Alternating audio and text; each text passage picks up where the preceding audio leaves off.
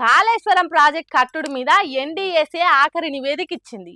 కాళేశ్వరాన్ని DPR ఆమోదం లేకుండానే కట్టిండ్రు. దాని డిజైన్ సరిగా లేదు, కట్టుడు ఖరాఖండిగా చేయలేదు.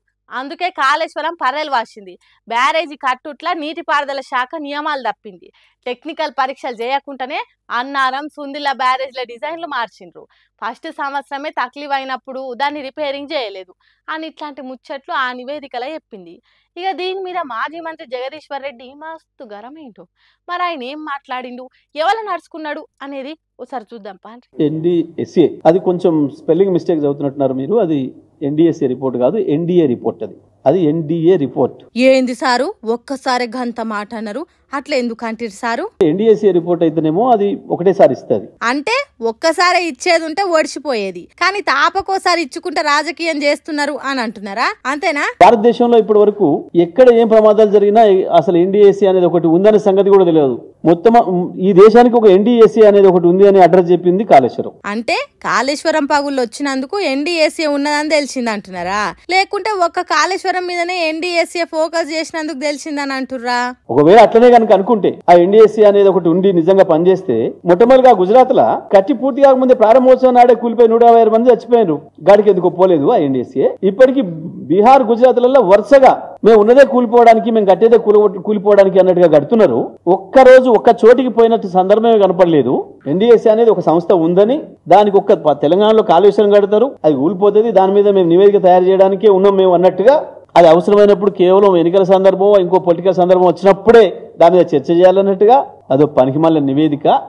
ఓహో, ఎన్డీఎస్ఏతోని రాజకీయం చేస్తున్నారు అంటున్నారా? మరి దీన్ని ఇప్పుడే ఎందుకు రిలీజ్ చేసిండ్రు అని మీరు అనుకుంటున్నారు జగదీశ్వర్ రెడ్డి గారు? ఈ పనికి మాలిన చర్చ తీసుకొచ్చి రేపటి సభనేందో డైల్యూట్ చేస్తామని చెప్పి ఒక పిచ్చి కళలు అంటున్నారు ఇద్దరు కలిసి. బడే బాయ్ చోటే బాయ్ గా మీ డ్రామాలలో పడే పరిస్థితులలో ఏం లేరు. తెలంగాణ ప్రజలకు అంత అమాయకంగా ఏం లేరు. నేను మా వాళ్ళకు కూడా చెప్తా ఉన్నా, ఎవరు దాన్ని పట్టించుకునే పని లేదు. అక్కడ రాసి పారేసుకోవడం పనికొస్తుంది ఆ నివేదిక, ఆ ఎన్డీఏ ఇచ్చిన నివేదిక. అది ప్రశ్న కాదు, జవాబు కాదు, అది చర్చనే కాదు. హాగో అందుకోసమట వరంగల్ ఎల్కతుర్తిలా బీఆర్ఎస్ పార్టీ పెద్ద సభ పెడుతున్నది కదా, అంగరంగ వైభవంగా రాష్ట్రం మొత్తం గులాబీ రంగు అయ్యేటట్టు చేస్తున్నారు కదా. హాగో దాన్ని దెబ్బ కొట్టేదానికే చేస్తున్న కుట్రాటిది. ఈ కుట్రలో ఎవరెవరున్నారని అనుకుంటున్నారు జగదీశ్వర్ రెడ్డి గారు? కానీ అది ఎన్డీఎస్ఏ రిపోర్ట్ కాదు, ఎన్డీఏ రిపోర్టు. కాంగ్రెస్ బీజేపీలు కలిసి తయారు చేసిన ఎన్డీఏ రిపోర్ట్. విచిత్రం ఏంటంటే దాంట్లో ఎన్డీఏ భాగస్వామ్యం వరకే ఉండాలి, కానీ తెలంగాణ కాంగ్రెస్ కూడా దాంట్లో భాగస్వామ్యం ఉంది ఆ ఎన్డీఏ రిపోర్ట్ లో. లేకపోతే ఏముంది, బుద్ధి ఉండాలి కొంచెమన్నా. ఇన్నరా అందరు కలిసి కుళ్ళు కుతంత్రాలతోని కూడిన రాజకీయాలు చేస్తున్నందుకే ఇప్పుడు ఈ రిపోర్ట్ వచ్చింది అంటున్నాడు మాజీ మంత్రి జగదీష్ రెడ్డి. ఎవరు ఎన్ని రిపోర్ట్లు ఇచ్చినా సభ సక్సెస్ అయి తీరుతుంది కదా, గులాబీ పార్టీ వచ్చే ఎన్నికలలో అధికారంలోకి వస్తుంది అన్నట్టు మాట్లాడిండు. మరి ఏం జరుగుతుంది అనేది తర్వాత చూడాలి. ఎవరున్నా లేకున్నా, ఎవరు కష్టపడ్డా పడకున్నా మందు బాబులు మాత్రం ఉండాలి. మందు బాబులు తాగాలి, లేకుంటే సర్కారు గల్లపెట్టే నిండది, సర్కారు పథకాలు నడవయి. అసలు వాళ్ళు తాగుడు బంధు పెట్టి ఒక వారం రోజులు సమ్మె చేస్తే ప్రభుత్వాలే కూలిపోతాయి. అట్లాంటి వాళ్ళు మందు బాబులు. అంత ఘన కీర్తి కలిగిన వాళ్ళనే మోసం చేస్తున్నారు కొంతమంది. ఇగో చూడుండ్రి ఎసోంటి కుట్రలు చేస్తున్నారు తాగుబోతుల మీద. కాశే చెట్టుకే రాళ్ళ దెబ్బలు అన్నట్టు చూడుండ్రి ఎంతటి ఘోరం చేస్తున్నారో. అయ్యయ్యో, ఎంతటి అన్యాయం, ఎంతటి అక్రమం. తాగుబోతులను తప్పుదవ పట్టించే ఘోరం ఇది. కాయిసు పడి కమ్మగా తాగుదామని కొన్న బాటిళ్లను కాల్తీ చేస్తున్నారు దొంగ బుద్ధిగాళ్ళు. అగ చూడుండ్రి తక్కువ ధర మందును ఎక్కువ ధర బాటిళ్లలో ఎట్లా నింపుతున్నారో. ఒరే దొంగ సచ్చినోళ్ళారా, మీ చేతులు ఎట్లొచ్చినాయిరా తాగుబోతులను మోసం చేసేటానికి. అగ చూడుండ్రి తాగుబోతులు నియతిగాళ్ళోళ్ళు ఏది గుర్తుపట్టలేరు అని ఫుల్ బాటిళ్లలో మూతలను ఏర్పడకుండా తీసి తక్కువ ధర మందు నింపుతున్నాడు. మళ్ళా తర్వాత ఎట్లున్నది అట్లనే మూత పెడతారట. అట్లా ఒక్కటి కాదు రెండు కాదు, కాస్ట్లీ మందులను కమాయించి మారుస్తున్నాడు. ఇట్లా బాటిల్ మార్చుడేనా ఇంకేదైనా చేస్తున్నావా అని అడిగితే ఇగో వివరించి చెప్తున్నాడు. ఇనుండ్రి.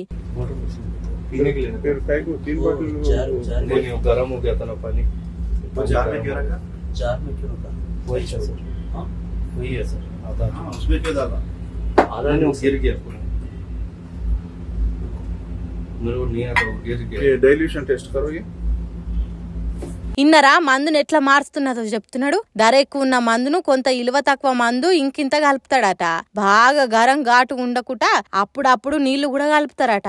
చూడుండ్రి వాని ఊరం ఎట్లున్నదో. హైదరాబాద్ అయ్యప్ప సొసైటీ ఏరియాలున్న ట్రూప్స్ బార్ల జరిగే దొంగ కథల టీవీ. బార్ రెన్యువల్ ఫీజు ఇయ్యలేదు, ఎందుకు గట్టలేదు ఫీజు అని అడిగేదానికి పోయిన ఆఫీసర్లకు ఇంతటి కార్యం కండ్ల ముందుగా అనిపించిందట.